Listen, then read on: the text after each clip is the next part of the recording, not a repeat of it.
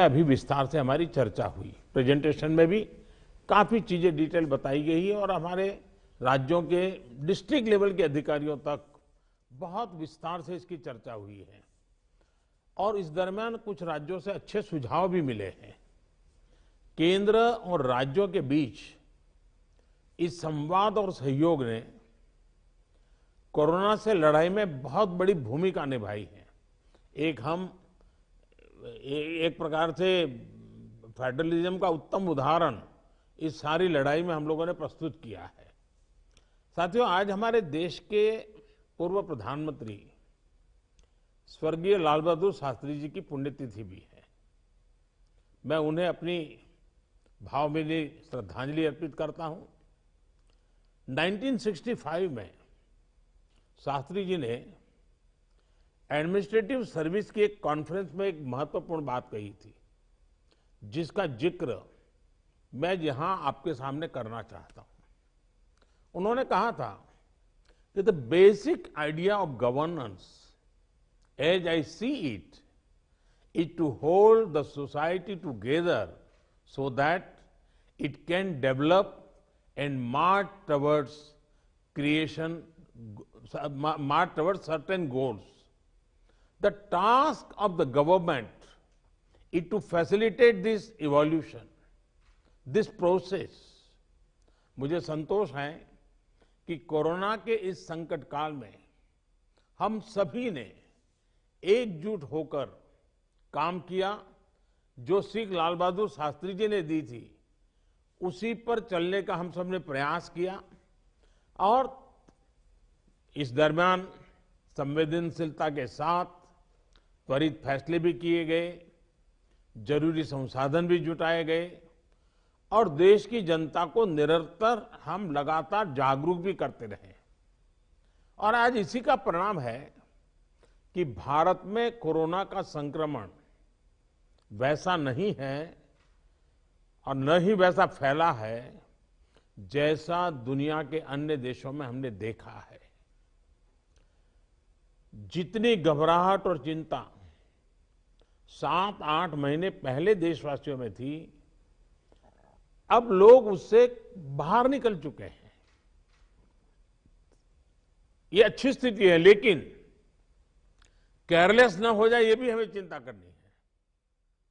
देशवासियों में बढ़ते विश्वास का प्रभाव आर्थिक गतिविधियों पर भी सकारात्मक रूप से दिखाई दे रहा है। मैं आपके राज्य प्रशासन की भी दिन रात जुटे रहने के लिए प्रशंसा करता हूं। साथियों, अब हमारा देश कोरोना के खिलाफ लड़ाई में एक निर्णायक चरण में प्रवेश कर रहा है।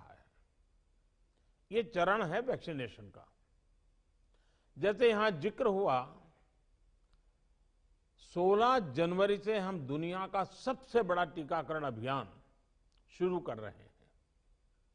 ये हम सभी के लिए गौरव की बात है कि जिन 2 वैक्सीन को इमरजेंसी यूज ऑथराइजेशन दिया गया है, वो दोनों ही मेड इन इंडिया है। इतना ही नहीं, 4 और वैक्सीन प्रोग्रेस में है। और ये जो मैं करीब 60-70% काम पहले राउंड का होने के बाद बैठने की चर्चा इसलिए करता हूं कि उसके बाद और वैक्सीन भी आ जाएगी और जब और वैक्सीन आ जाएगी तो हमें फ्यूचर क्या प्लान करने में वो भी एक बहुत बड़ी सुविधा रहेगी। और इसलिए सेकंड पार्ट इसका जो है, जो हम 50 से ऊपर वालों के लिए जाने वाले हैं, तब तक शायद हमारे पास और भी कुछ वैक्सीन आने की संभावनाएं हैं। साथियों, देशवासियों को एक प्रभावी वैक्सीन देने के लिए हमारे एक्सपर्ट्स ने हर प्रकार की सावधानियां बरती हैं और अभी साइंटिफिक कम्युनिटी की तरफ से विस्तार से हमें बताया भी गया है। और आपको मालूम होगा, मैं इस विषय में जब भी मुख्यमंत्रियों के साथ बात हुई, मैंने हमेशा एक ही जवाब दिया था कि इस विषय में हम जो भी निर्णय करना होगा वो साइंटिफिक कम्युनिटी जो कहेगी वो ही हम करेंगे। साइंटिफिक कम्युनिटी को ही हम फाइनल वर्ड मानेंगे और हम उसी प्रकार चलते रहे हैं। कई लोग कहते थे देखिए दुनिया में वैक्सीन आ गई, भारत क्या कर रहा है, भारत सो रहा है, इतने लाख हो गया, इतना हो गया, भारत कुछ, ऐसी भी चिल्लाहट हुई। लेकिन फिर भी हमारा मत था कि ये साइंटिफिक कम्युनिटी और जो इसके लिए जिम्मेवार लोग हैं उनकी तरफ से जब आएगा तभी हमारे लिए उचित होगा, और हम उसी दिशा में चले हैं। बड़ी बात जो मैं दोहराना चाहता हूं कि हमारी दोनों वैक्सीन्स दुनिया की दूसरी वैक्सीन से ज्यादा कॉस्ट इफेक्टिव है। हम कल्पना कर सकते हैं अगर भारत को कोरोना टीकाकरण के लिए विदेशी वैक्सीन पर पूरी तरह निर्भर रहना पड़ता तो हमारे क्या हालत होते, कितनी बड़ी मुश्किल होती, हम उसका अंदाज लगा सकते हैं। ये वैक्सीन भारत की स्थितियां और परिस्थितियों को देखते हुए निर्मित की गई है। भारत के टीकाकरण का जो अनुभव है, जो दूर सुदूर क्षेत्रों तक पहुंचने की व्यवस्थाएं हैं, वो कोरोना वैक्सीनेशन कार्यक्रम में बहुत उपयोगी सिद्ध होने वाली है।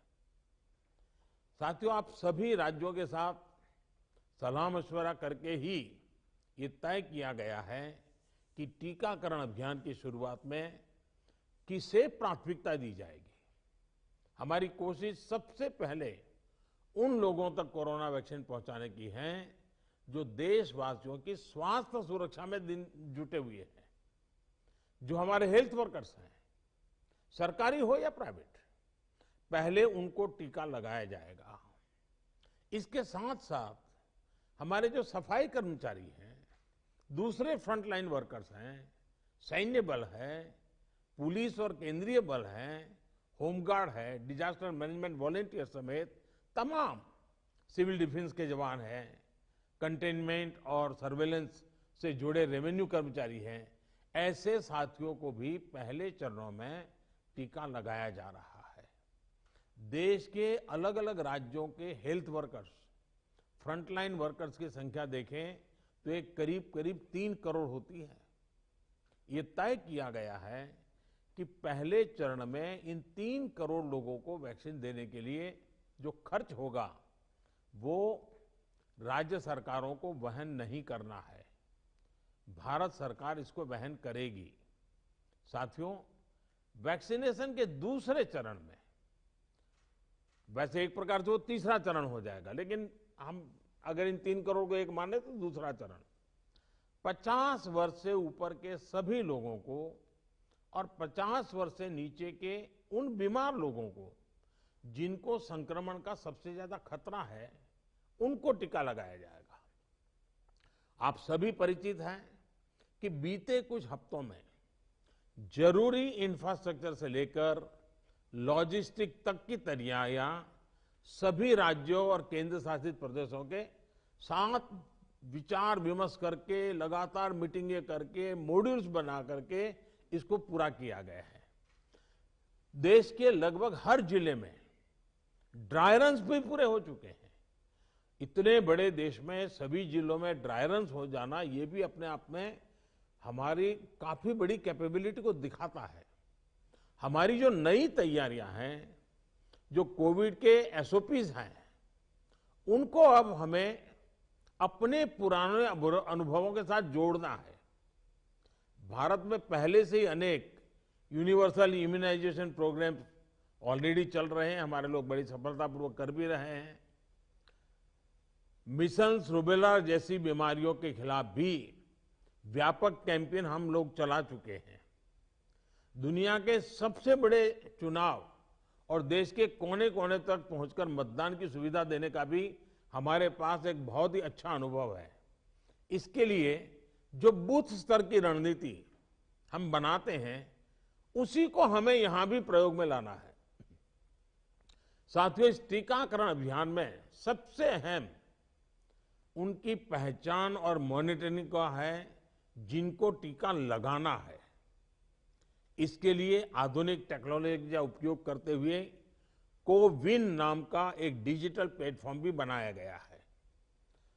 आधार की मदद से लाभार्थियों की पहचान भी की जाएगी और उनको दूसरी डोज समय पर मिले, ये भी सुनिश्चित किया जाएगा। मेरा आप सभी से विशेष आग्रह रहेगा कि टीकाकरण से जुड़ा रियल टाइम डेटा